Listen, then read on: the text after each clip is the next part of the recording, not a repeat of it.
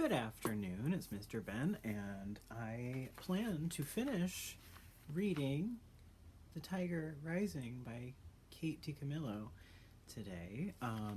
There is a chance that this video, I'm going to try to record this as one video. There is a chance that I might get a message saying my storage is full and it will suddenly cut the video. So if you're watching this and all of a sudden there's an abrupt cut, don't worry, I will just make it a separate video. So I apologize for not uploading anything on Friday. I had some other work to deal with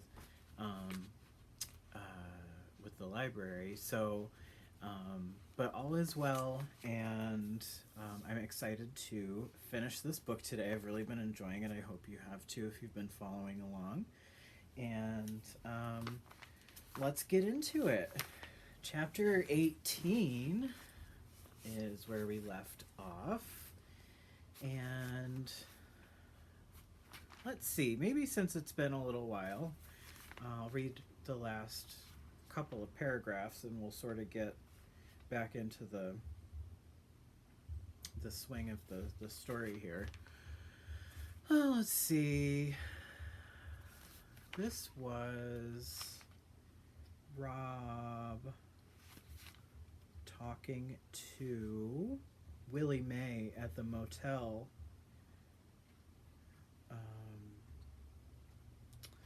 Willie Mae nodded her head, but she wasn't listening.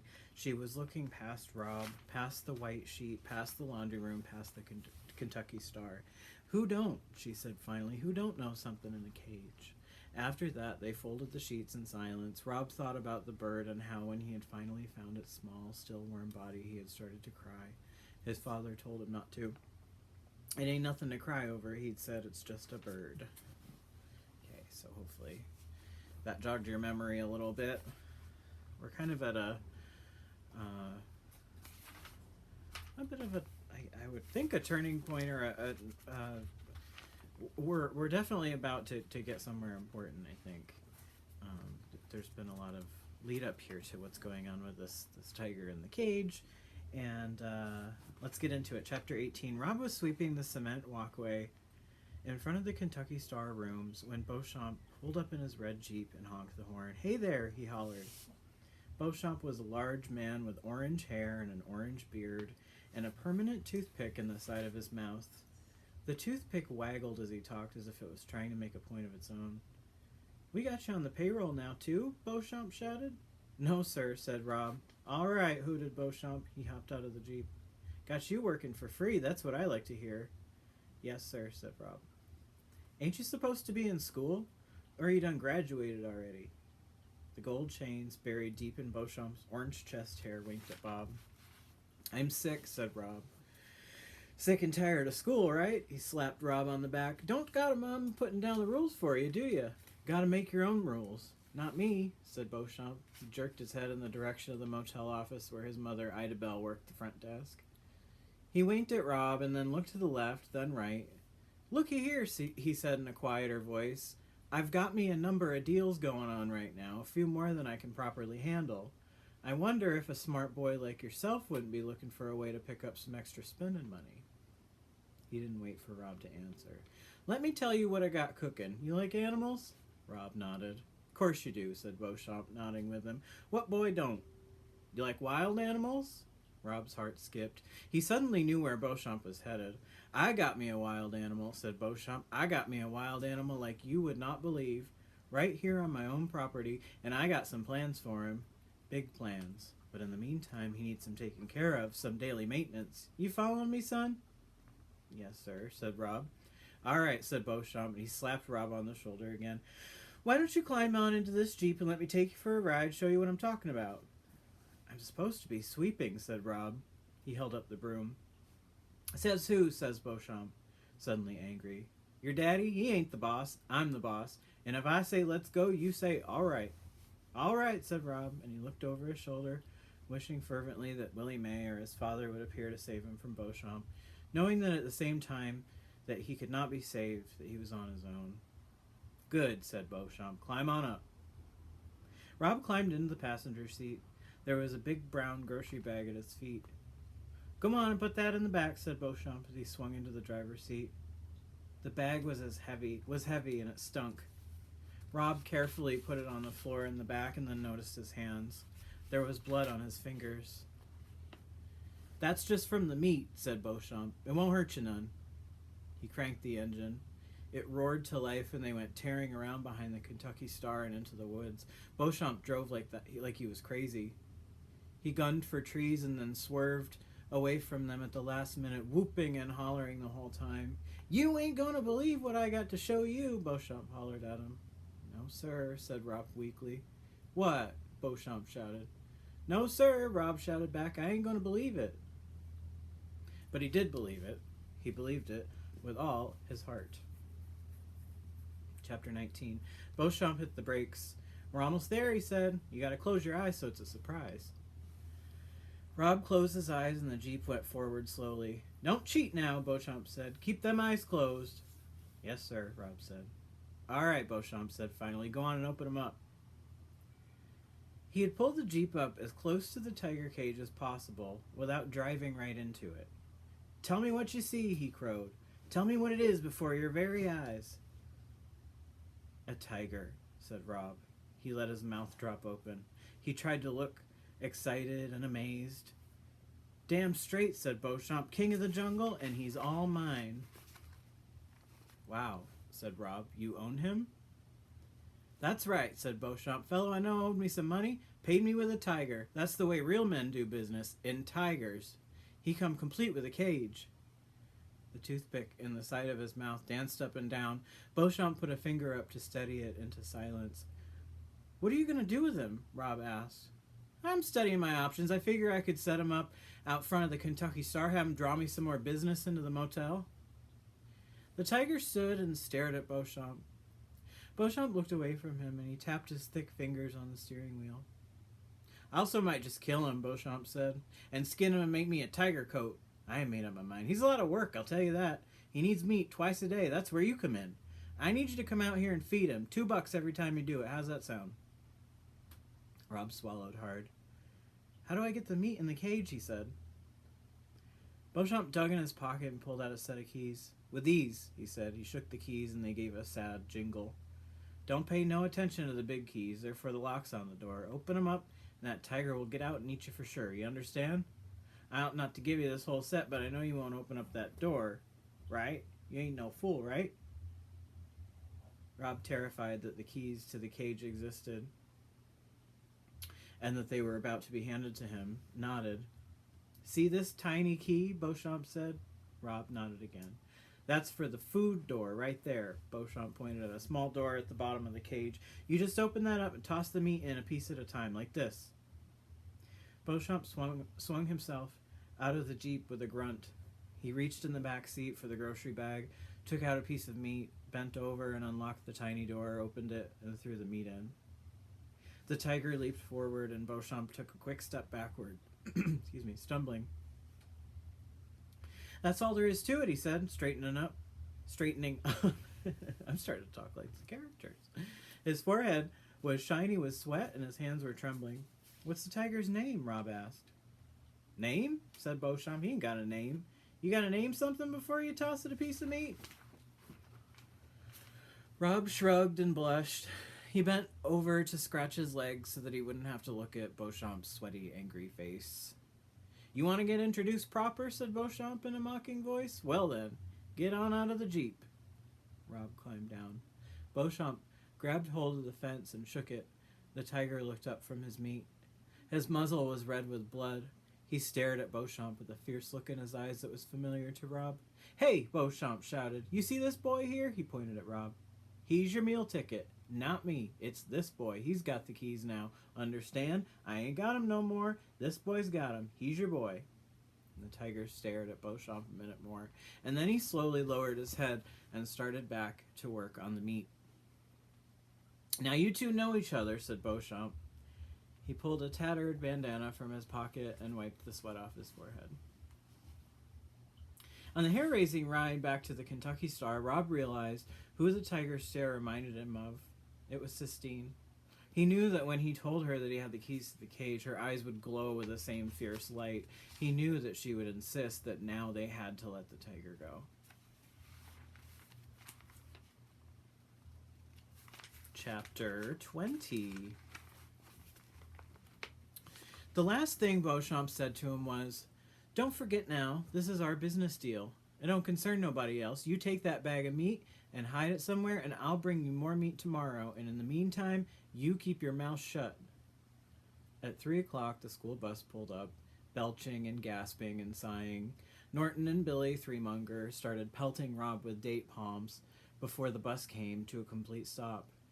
The bus door opened and Sistine came running toward him, dodging the dates, looking as serious as a soldier on the battlefield. "Let's go see the tiger," she shouted to him. Rob was dismayed to see that she was still wearing his shirt and jeans. "Where's your dress?" he blurted. "In here," she said. She held up the same grocery bag he had given her the night before. "I changed as soon as I got out of the house. My mother doesn't know. I found a book in the library today and read about big cats. Do you know that panthers live in the woods here? We could set the tiger free and he could live with them. Come on," she said. She started to run. Rob ran too, but the keys to the cage felt heavy in his pocket and they bumped up against his leg and slowed him down so that Sistine beat him there. When he arrived, she was standing pressed up against the fence, her fingers wrapped in the chain link. "Tigers are an endangered species, you know," she said. "It's up to us to save him." "Watch out he don't attack you," Rob said. "He won't. Tigers only attack people if they're desperately hungry." "Well, this one ain't hungry." "How do you know?" Sistine asked, turning around and looking at him. "Well," said Rob, "he ain't skinny, is he? He don't look starved." Sistine stared at him hard, and Rob opened his mouth and let the word fall out. "Keys," he said. Every secret magic word he had ever known. Tiger and Cancer and Caroline. Every word in his suitcase seemed to fall right out of him when he stood before Sistine. "What?" she said. "Keys," he said again. He cleared his throat. "I got the keys to the cage."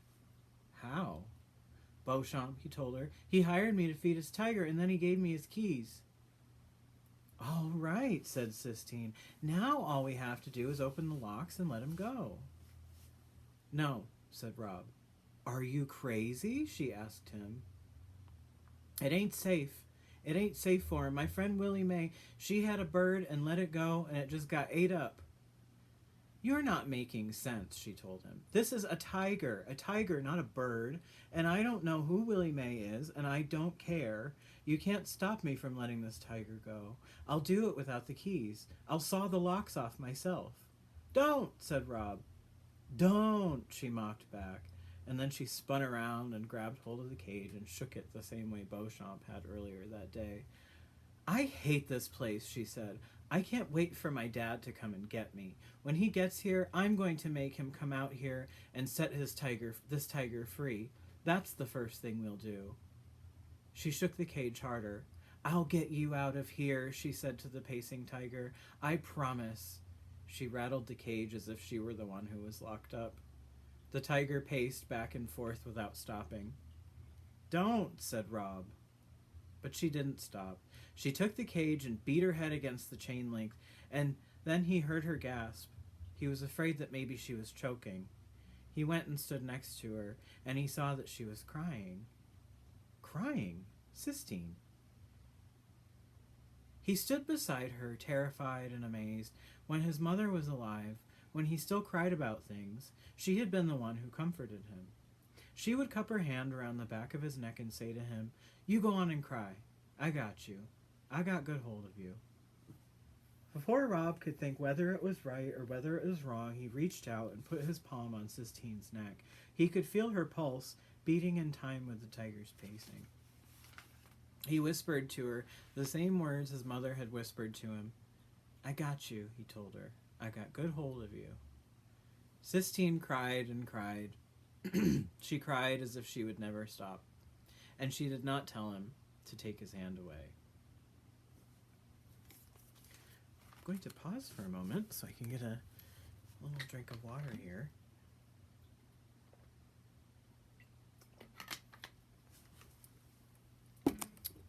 I'm drying out a bit. Thank you. Chapter 21. By the time they started walking back to the Kentucky Star, it was dusk. Sistine was not crying, but she wasn't talking either. Not even about letting the tiger go. I may have to call my mother, she said to him in a tired voice when they got to the motel. I'll go with you, said Rob. She didn't tell him not to, so he walked with her across the parking lot. They were almost to the laundry room when Willie Mae materialized out of the purple darkness. She was leaning up against her car, smoking a cigarette.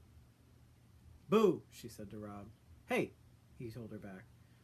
Somebody following you, she said, jerking her head at Sistine. This is Sistine, Rob told her. And then he turned to Sistine and said, This is Willie Mae, the one I was telling you about, the one who had the bird and let it go.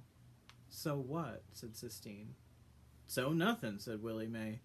Her glasses winked in the light from the falling Kentucky Star. So I had me a bird.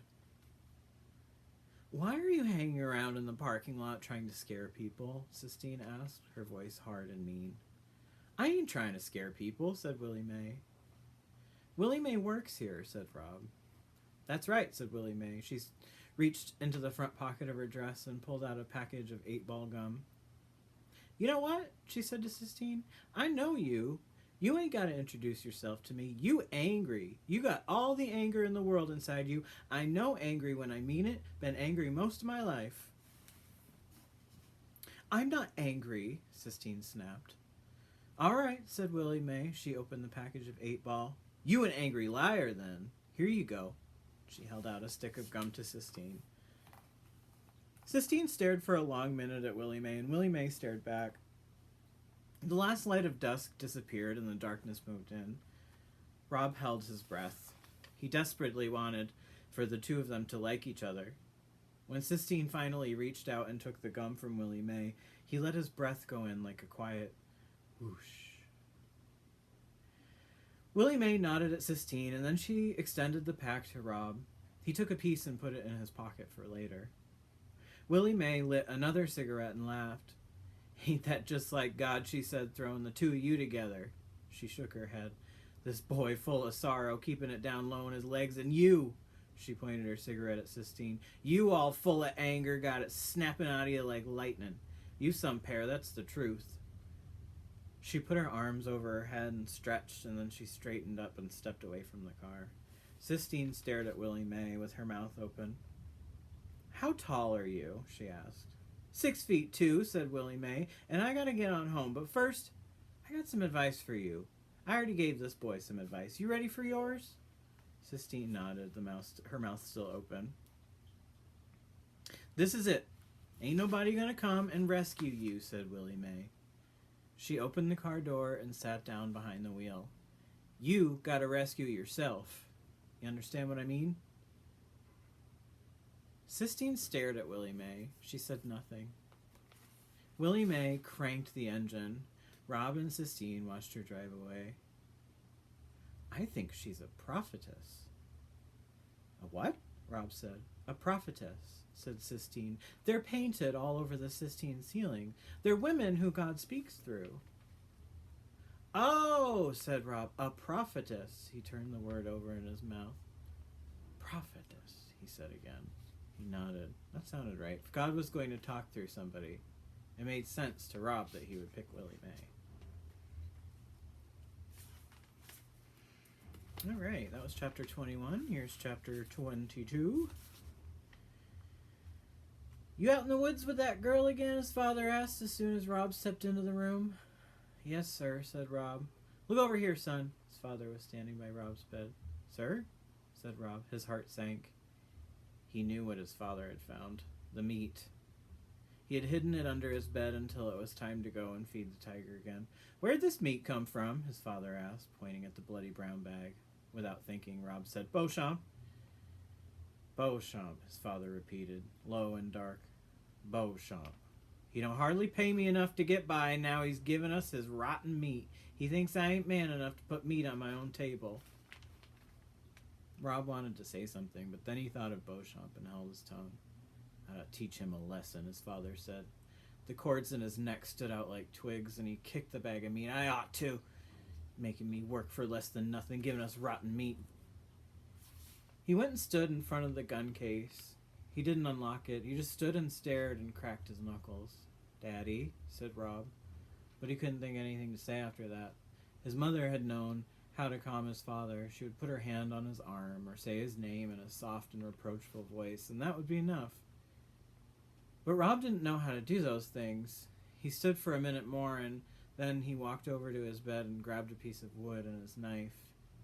As he left the room, his father was still standing at the locked gun case, staring through the glass at the deer hunting rifle, as if he was trying to will the gun into his hands. Rob walked to the Kentucky Star sign.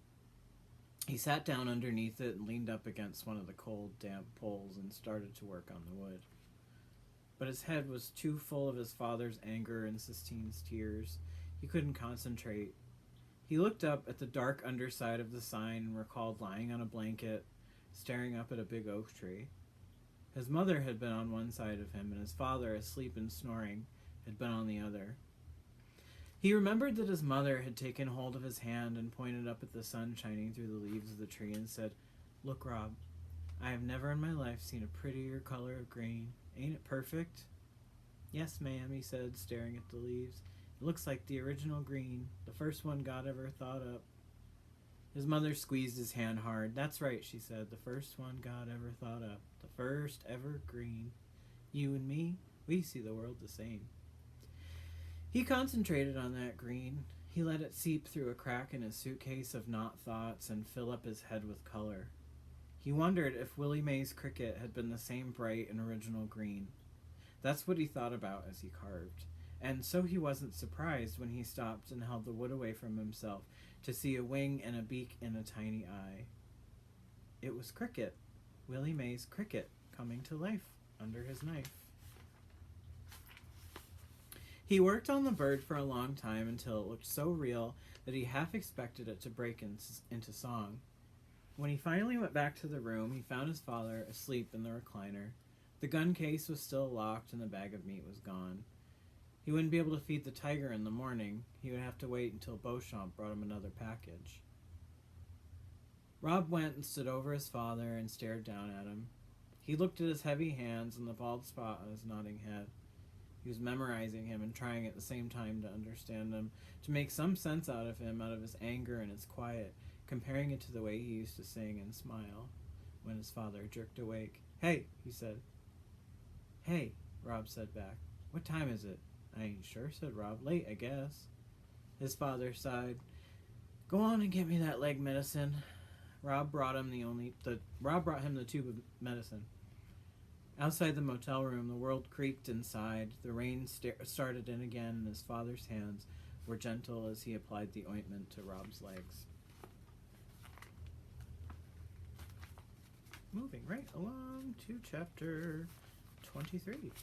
The next morning, Rob put the keys to the tiger cage in one pocket and the wooden bird in the other and set out looking for Willie Mae.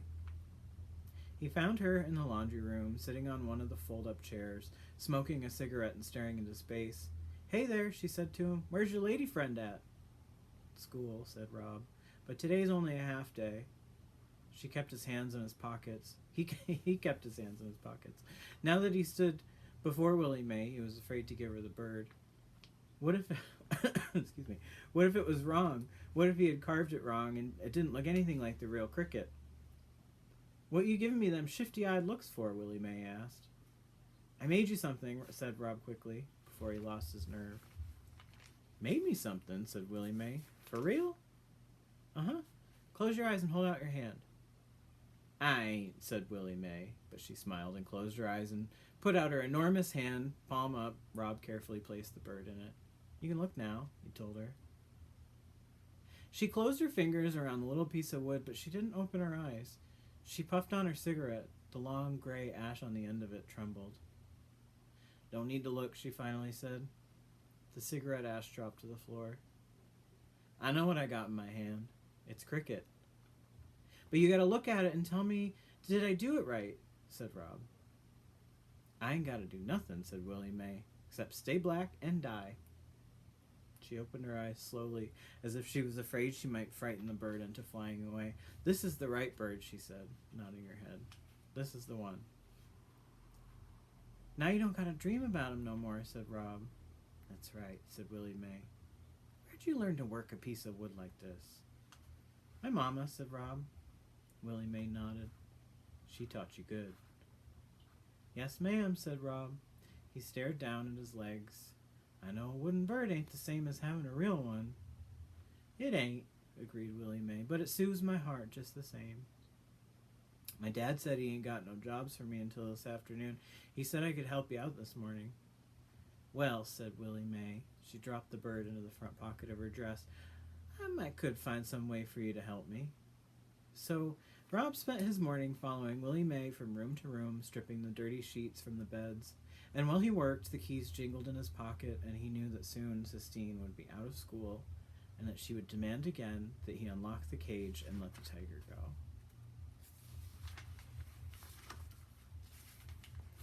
Okay, so we are at chapter 24. We've got about, about 26 pages to go. It's a total of 29, 30 chapters, short chapters. So as I mentioned at the beginning, there's a chance that I might get a notification that my iPad storage is full. So it might cut the video short. So if that happens, I will try to get the other part uploaded as quickly as possible, just in a separate video. So, but we'll move right along here until that hopefully doesn't happen, to chapter 24. "Where's the prophetess?" Sistine asked him as soon as she stepped off the bus. She was wearing a bright orange dress with pink circles all over it. Her left knee was skinned and bleeding, and her right eye was swollen. "Huh?" said Rob. He stood and stared at her and wondered how she could get in so many fights in only half a day of school. "Willie Mae," said Sistine. "Where is she?" "She's vacuuming," said Rob. Sistine started walking purposefully towards the Kentucky Star. She talked to Rob without looking back. "My mother found out that I was wearing your clothes to school," she said. "She took them away from me. I'm in trouble. I'm not supposed to come out here anymore." "You know," said Rob, "you don't always gotta get in fights. Sometimes, if you don't hit them back, they leave you alone." She whirled around and faced him. "I want to get in fights," she said fiercely. "I want to hit them back. Sometimes I hit them first." "Oh," said Rob. Sistine turned back around. "I'm going to find the prophetess," she said loudly. "I'm going to ask her what we should do about the tiger." "You can't ask her about the tiger," said Rob. "Beauchamp and I ain't supposed to tell nobody, especially not Willie Mae." Sistine didn't answer him. She started to run, and Rob, to keep up with her, ran too. They found Willie Mae vacuuming the shag carpet in room 203. Sistine went up behind her and tapped her on the back. Willie Mae whirled around with her fist clenched like a boxer. "We need some answers," Sistine shouted over the roar of the vacuum cleaner. Willie Mae bent down and turned the vacuum cleaner off. "Well," she said, "look who's here." She kept her hand balled up as if she was still searching for something to hit. "What's in your hand?" Sistine asked. Willie Mae uncurled her fist and showed Sistine the bird. "Oh," said Sistine, and Rob realized then why he liked Sistine so much. He liked her because when she saw something beautiful, the sound of her voice changed. All the words she uttered had an oof sound to them, as if she was getting punched in the stomach. The sound was in her voice when she talked about the Sistine. The sound was in her voice when she talked about the Sistine Chapel, and when she looked at things that he had carved in wood. It was there when she said the poem about the tiger burning bright, and it was there when she talked about Willie Mae being a prophetess. Her words sounded the way all those things made him feel, as if the real world had been punched through, so that he could see something wonderful and dazzling on the other side of it. "Did Rob make it?" Sistine asked Willie Mae. "He did," said Willie Mae. "Yeah, he did," said Willie Mae. "It looks alive." "Is it like the bird that you let go?" "Just about exactly," said Willie Mae. Said Sistine. She looked at Willie Mae, and then she turned and looked at Rob. She said, "we need to ask you something." "Ask on," said Willie Mae. If you knew about something that was locked up in a cage, something big and beautiful that was locked away unfairly for no good reason, and you had the keys to the cage, would you let it go? Willie Mae sat down on the bed. A cloud of dust rose up around her. Lord God, she said, what you two children got in a cage? It's a tiger, Rob said. He felt like he had to be the one who said it. He was the one who found the tiger. He was the one who had the keys to the cage. Oh, what? Said Willie Mae. A tiger, said Sistine. Do Jesus, exclaimed Willie Mae. It's true, said Sistine. Willie Mae shook her head and she looked up at the ceiling. She let out her breath in a loud, slow hiss of disapproval. All right, she said. Why don't you all show me where you got this tiger locked up in a cage? Chapter 25. The three of them walked through the woods in silence. Sistine and Rob chewed 8-ball gum, and Willie Mae smoked a cigarette, and nobody said a word. Lord God, said Willie Mae when they came up to the cage. She stared at the pacing animal. Ain't no reason to doubt the fierceness of God when he makes something like that, she said. Who was the fool that caged this tiger up? Belongs to Beauchamp, Rob told her. Beauchamp, said Willie Mae with disgust. She shook her head. One person in the world that don't need to be owning no tiger, and that's Beauchamp. See, said Sistine, it's not right, is it? Just like you told Rob about your bird and how you had to let it go. A bird, said Willie Mae, that's one thing. Tiger belonging to Beauchamp's another. Tell Rob that he should unlock the cage and let him go, Sistine demanded. I ain't, said Willie Mae. You gotta ask yourself what's gonna happen to this tiger after you let him go. How's he gonna live? Rob was flooded with sad relief. Willie Mae wasn't going to make him do it. He wasn't going to lose the tiger. Panthers live in the woods, argued Sistine. They survive. Used to, said Willie Mae. Don't know more. Sistine put her hands on her hips. You're not saying what you believe, she accused. You're not talking like a prophetess. That's 'cause I ain't no prophetess, said Willie Mae. All I am is somebody speaking the truth, and the truth is there ain't nothing you can do for this tiger except to let it be. It's not right, said Sistine. Right ain't got nothing to do with it, muttered Willie Mae. Sometimes right don't count. I can't wait until my father comes to get me, said Sistine. He knows what's right. He'll set this tiger free. Rob looked at Sistine.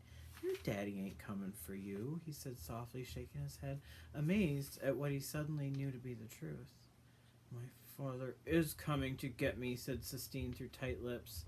No, said Rob sadly, he ain't. He's a liar, like your mama said. You're the liar, said Sistine in a dark, cold voice. Her face was so white that it seemed to glow before him. And I hate you, she said to him. Everybody at school hates you too. Even the teachers. You are a sissy. I hope I never, ever see you again. She turned and walked away, and Rob stood and considered her words. He felt them on his skin like shards of broken glass. He was afraid to move. He was afraid of how deep they might go inside him. She don't mean it, said Willie Mae. She don't mean none of what she say right now. Rob shrugged. He bent and scratched his legs as hard as he could. He scratched and scratched, digging his nails in deep, trying to get to the bottom of the itch that was always there. Stop it, Willie Mae told him. Rob looked up at her. Let me tell you something, she said. I would love to see this tiger rise on up out of this cage. Yes, I would like to see him rise on up and attack Beauchamp, serve him right for keeping a wild animal locked up, putting you in the middle of this, giving you the keys to the cage. Come on. She grabbed hold of Rob's hand. Let's get up on out of here. As they walked back to the Kentucky Star, Rob thought about what Willie Mae had said about the tiger rising on up. It reminded him of what she had said about his sadness needing to rise up. And when he thought about the two things together, the tiger and his sadness, the truth circled over and above him and then came and landed lightly on his shoulder. He knew what he had to do. Chapter 26. He left Willie Mae at the motel and went down the highway. Sistine, he shouted as he ran. Sistine, he screamed. And miraculously he saw her, her orange dress with the pink polka dots glowing on the horizon, Sistine Bailey. "Hey!" he shouted. "Sistine, I got something to tell you." "I'm not talking to you," she shouted back, but she stopped. She turned around. She put her hands on her hips. He ran faster. "I come to tell you about the tiger," he said when he caught up with her. "What about him?" "I'm fixing to let him go," said Rob. Sistine squinted her eyes at him. "You won't do it," she said. "Yes, I will," he told her. He reached into his pocket and pulled out the keys and held them in front of her proudly, as if he had just conjured them out of thin air, as if they had never existed before. "I'm going to do it," he said. "I'm going to do it for you." "Woo-wee!" somebody screamed, and Rob turned around and saw Beauchamp come speeding right toward him in his Jeep. "Oh no," whispered Rob. "Is it him?" Sistine whispered. Rob nodded. Beauchamp pulled over to the side of the road, spraying mud and water everywhere. "You out getting your exercise?" he hollered. Rob shrugged. "Speak up!" roared Beauchamp. He got out of the Jeep and came toward them. Rob quickly pocketed the keys. His heart thumped once loudly, as if it was cautioning him to keep quiet, and then it went back to beating normally. "Well, looky here," said Beauchamp when he saw Sistine. "You out chasing girls, is that it? Man after my own heart, this your girlfriend?" Beauchamp pounded Rob on the back. "No, sir," said Rob. He looked at Sistine. She was staring so hard at Beauchamp that Rob was afraid that the man might burst into flames. "I got more goods for you," Beauchamp said. "I left him back at the motel with Ida Bell." "Yes, sir," said Rob. "What's your name, little thing?" Beauchamp said, turning to Sistine. Rob's heart gave another warning thump. Lord only knew what Sistine would say to Beauchamp. But Sistine, as always, surprised him. She smiled sweetly at Beauchamp. "Sissy," she said. "Well, that's pretty," said Beauchamp. "That's the kind of name worth running down the road after." He leaned over to Rob. "Remember what we got going. You're keeping your manly secrets, ain't you?" "Yes, sir," said Rob. Beauchamp winked, and his toothpick wiggled. "I got me some business in town," he said. He squeezed Rob's shoulder hard and then took his hand away. "You and your girlfriend stay out of trouble now, you hear?" "Yes, sir," said Rob. Beauchamp swaggered back to the Jeep, and Rob and Sistine stood together and watched him get in and roar down the highway. "He's afraid," said Sistine. "He's afraid of the tiger. That's why he's making you feed him." Rob nodded. That was another truth he had known without knowing it, the same as he had known that Sistine's father was not coming back. He must, he realized, know somewhere, deep inside of him, more things than he had ever dreamed of. "I'm sorry," he said. "What I said about your daddy, I'm sorry." "I don't want to talk about my father," said Sistine. "Maybe he is coming to get you." "He's not coming to get me," Sistine tossed her head. "And I don't care. It doesn't matter. What matters is the tiger. Let's go. Let's go set him free." All right, folks, we're almost there. Told you things were heating up.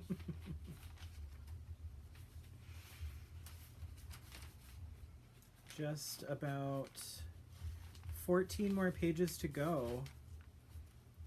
There are some questions, some literature circle questions in the back too that I won't read them all, but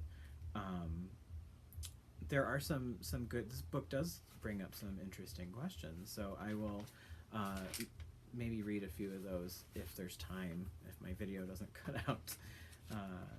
I'll aim to do that, so maybe you can discuss them a little bit or just at least think about them yourself. So chapter 27, here we go. The first key slid into the first lock so smoothly that it made Rob dizzy with amazement. It was going to be so easy to let the tiger go. "Hurry," Sistine said to him. "Hurry up, get the other locks." He opened the second lock and the third, and then he took them off one by one and handed them to Sistine, who laid them on the ground. "Now open the door," she said. Rob's heart pounded and fluttered in his chest. "What if he eats us?" he asked. "He won't," said Sistine. "He'll leave us alone out of gratitude. We're his emancipators." Rob flung the door wide. "Get out of the way," he shouted, and they both jumped back from the door and waited. But the tiger ignored them. He continued to pace back and forth in the cage, oblivious to the open door. Go on, Rob said to him. You're free, Sistine whispered, but the tiger did not even look in the direction of the door. Sistine crept forward and grabbed hold of the cage. She shook it. Get out, she screamed. Come on, she said, turning to Rob. Help me get him out. Rob grabbed hold of the fence and shook it. Get, he said. The tiger stopped pacing and turned to stare at them both, clinging like monkeys to the cage. Go on, Rob shouted, suddenly furious. He shook the cage harder and he yelled. He put his head back and howled, and he saw that the sky above them was thick with clouds, and that made him even angrier. He yelled louder. He shouted at the dark sky. He shook the cage as hard as he could. Sistine put a hand on his arm. Shh, she said. He's leaving. Watch. As they stared, the tiger stepped with grace and delicacy out of the cage. He put his nose up and sniffed. He took one tiny step, and then another, and then he stopped and stood still. Sistine clapped her hands, and the tiger turned and looked back at them both, his eyes blazing. And then he started to run. He ran so fast it looked to Rob like he was flying. His muscles moved like a river. It was hard to believe that a cage had ever contained him. It didn't seem possible. The tiger went leaping through the grass, moving farther and farther away from Rob and Sistine.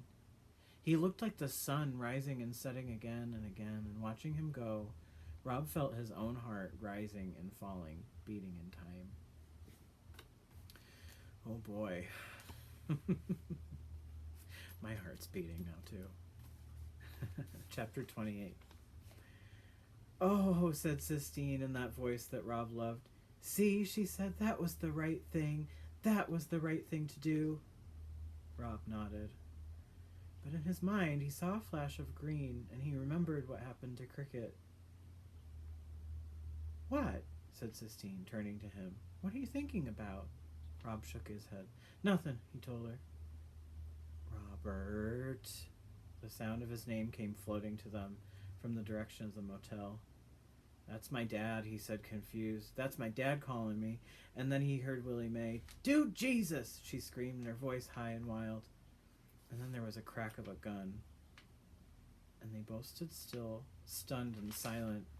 And when Willie Mae came running out from under the pine trees and saw them, she stopped.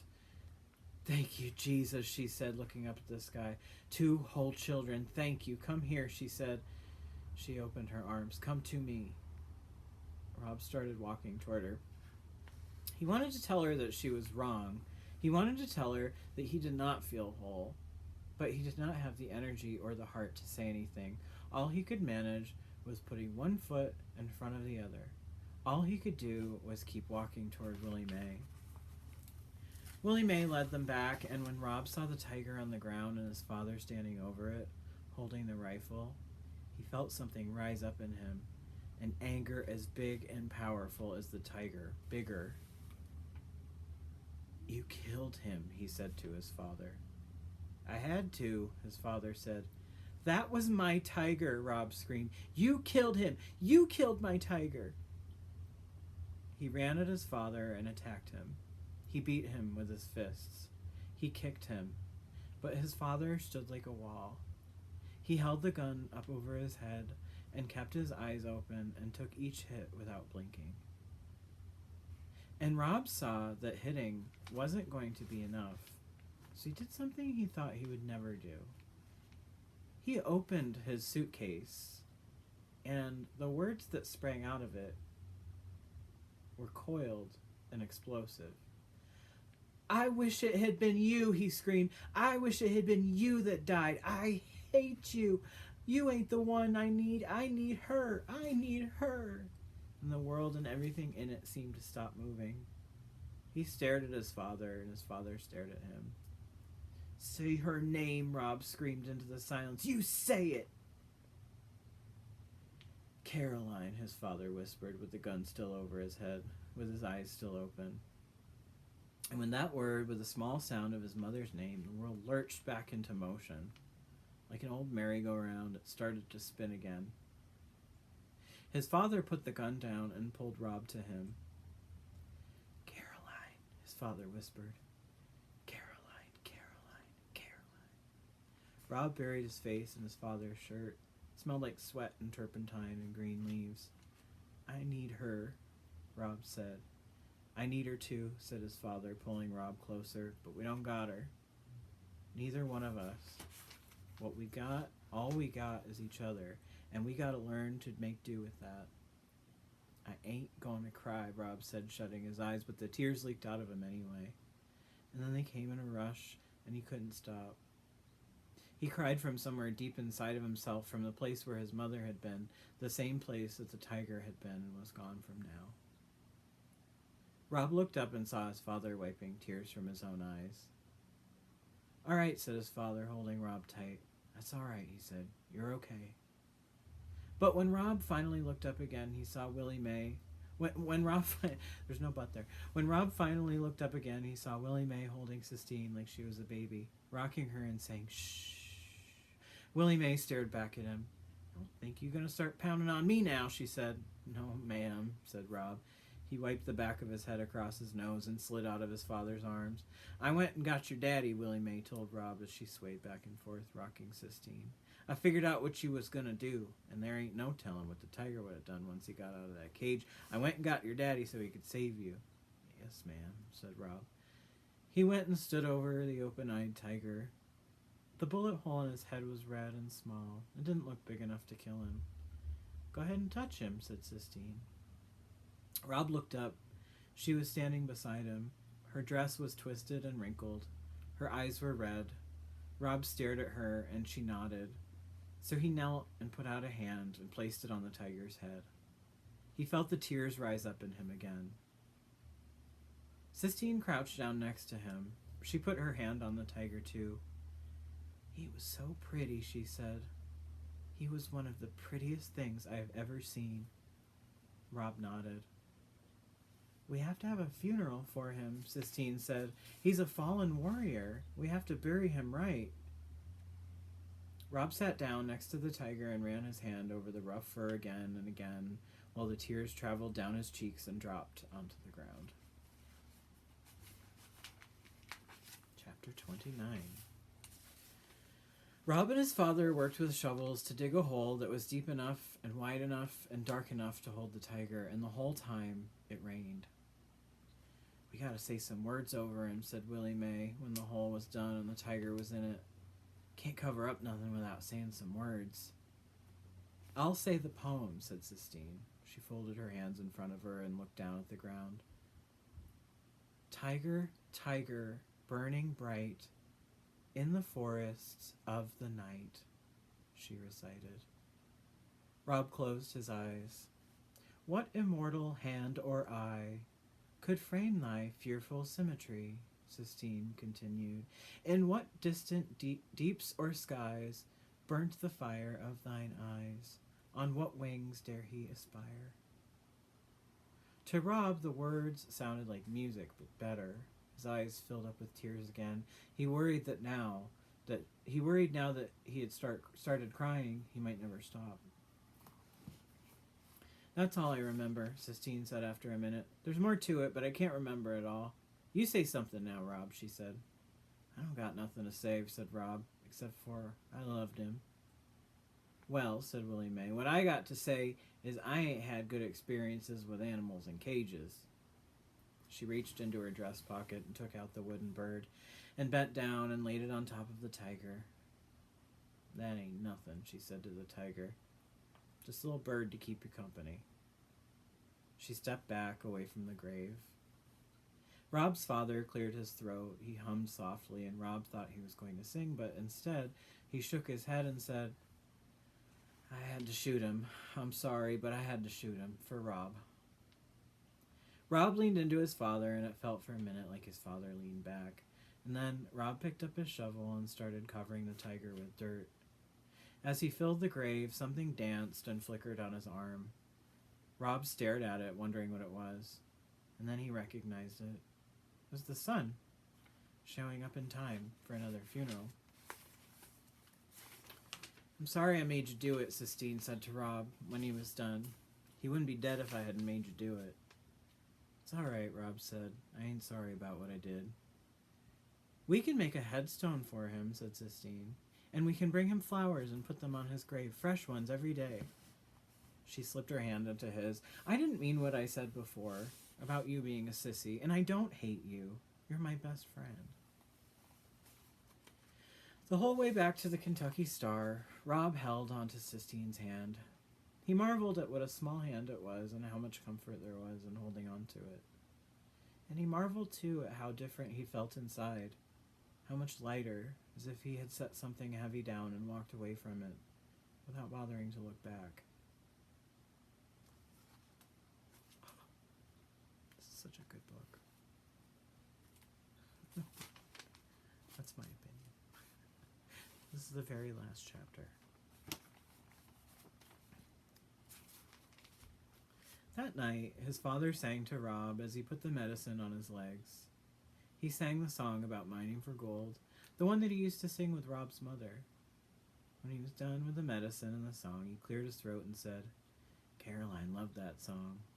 Me too, Rob told him. I like it too. His father stood up. You're going to have to tell Beauchamp that you was the one that let that tiger go.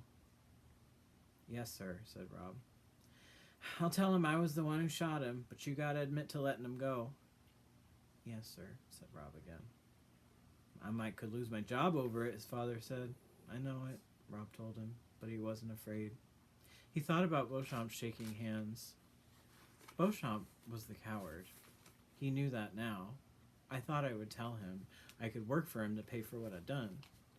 You can offer him up some reasonable kind of solution, said his father, but I don't mean he'll go for it. There ain't no predicting Beauchamp, other than to say he's going to be mad. Rob nodded. And on Monday, his father continued, I aim to call that principal and tell him you're going back to school. I ain't messing around with taking you to no more doctors. You're going back, and that's that. Yes, sir, said Rob. He didn't mind the thought of going back to school. School was where Sistine would be. His father cleared his throat. It's hard for me to talk about your mama. I would have never believed that I could miss somebody the way I miss her. Saying her name pains me. He bent his head and concentrated on putting the cap on the tube of medicine. But I'll say it for you, he said. I'll try, on account of you. Rob looked at his father's hands. They were the hands that had held the gun that shot the tiger. They were the hands that put the medicine on his legs. They were the hands that had held him when he cried. They were complicated hands, Rob thought. You want some macaroni and cheese for dinner? His father asked, looking back up at Rob. That sounds all right, said Rob. Macaroni and cheese sounds real good. That night, Rob dreamed he and Sistine were standing at the grave of the tiger. They were watching and waiting. He didn't know for what. But then he saw a flutter of green wings and he understood. It was the wooden bird, only he wasn't made of wood. He was real. And he flew up out of the tiger's grave and they chased him, laughing and bumping into each other. They tried to catch him, but they couldn't. The bird flew higher and higher until he disappeared into a sky that looked just like the Sistine ceiling. In his dream, Rob stood and stared up at the sky, admiring all the figures and the colors, watching as the bird disappeared into them. See, said Sistine in his dream, I told you it was like fireworks. He woke up smiling, staring at the ceiling of the motel room. Guess what? His father called to him from outside. What? Said Rob back. There ain't a cloud in the sky, said his father, that's what. Rob nodded. He lay in bed and watched the sun poke its way through the curtain. He thought about Sistine and the tiger he wanted to make for her. He thought about what kind of wood he would use and how big he would make the tiger. He thought about how happy Sistine would be when she saw it. He lay in bed and considered the future. And outside his window, the tiny neon Kentucky Star rose and fell and rose and fell, competing bravely with the light of the morning sun. The end.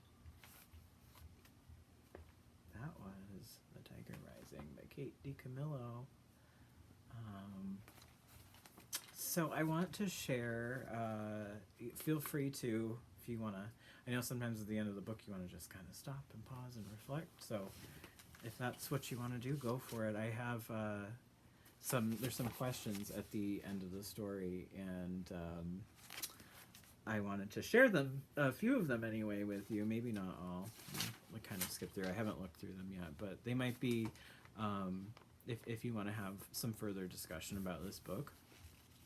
If you've been following along, you might like these questions. So let's see.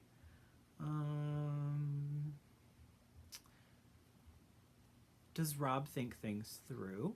How does he do this? Does his way of thinking affect his actions toward his father, the three Munger brothers, and his school situation?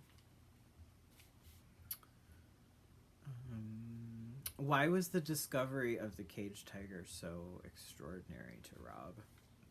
How did its discovery help him at the beginning of the story and at the end of the story?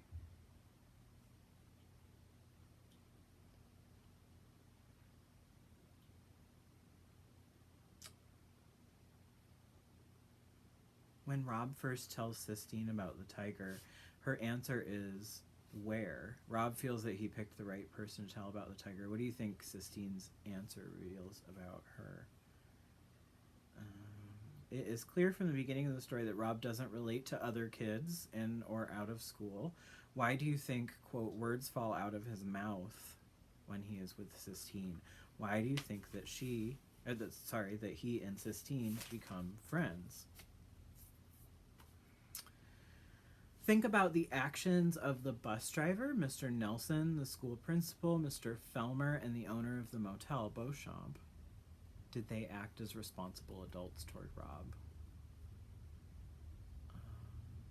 Rob asks Willie Mae if she thought it was bad to keep animals locked up. What was her opinion, and would you agree or disagree, and why? In what ways does Willie Mae play a key role in the lives of Rob and Sistine? Rob changes greatly from the beginning of the story to the end. Can you think of some examples of how he changed? Did the tiger have to be killed? If so, why or why not? When Rob looks at his father's hands, he calls them complicated hands. What does he mean by this? Do you think most parents' hands are complicated? Explain that. If you asked Rob at the end of the story what happiness is, what do you think he would say? And I like this question. Would you say that The Tiger Rising is an appropriate title for this story? Why or why not? So did you like that title, The Tiger Rising? You think it suited the story and what the story meant to you? So some things to think about. I hope you enjoyed this book. It was a total coincidence, I promise. I know the popularity of Tiger King on Netflix. I just happened to have this book because it was in a pile of books that had been donated to the library, and I grabbed some of the nice looking ones and just happened upon this book, and I really, really enjoyed it. There's a lot of depth to that story and a lot of things that it might spark conversation about. So I hope you liked it as much as I did, and I'm not sure what we'll be reading next. So tomorrow is going to be a surprise. I have a couple of things in mind. Maybe for Aiden and Liam. We'll see. Thanks, everybody. Thanks, everybody who watches these. And if you have any suggestions, too, you know how to reach out to me and let me know. So see you soon. Take care. Have a great afternoon.